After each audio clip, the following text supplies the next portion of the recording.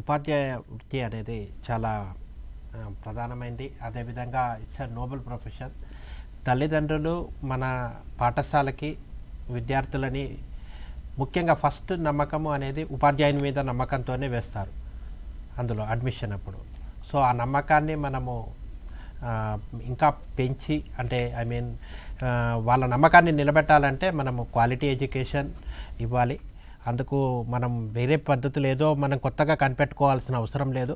Already ongoing మనకు FLN it's ongoing program since last 4 years. దాన్ని పగడ్బందీగా అమలు చేసి విద్యార్థుల లోపల ఉన్న ఆల్రెడీ ఉన్న నైపుణ్యాలని వాళ్ళ లోపల ఉన్న స్కిల్స్ని మనము బయటికి తీసుకొచ్చి వాటిని మెరుగుపరిస్తే ఖచ్చితంగా మనం అనుకున్న లక్ష్యాలు 2027 నాటికి నిపుణ్ భారత్ లక్ష్యాలను ఖచ్చితంగా మనము సాధించి మన తెలంగాణ రాష్ట్రాన్ని మనము ఉన్నత స్థాయిలో నిలబెట్టడానికి అవకాశం ఉంటుంది.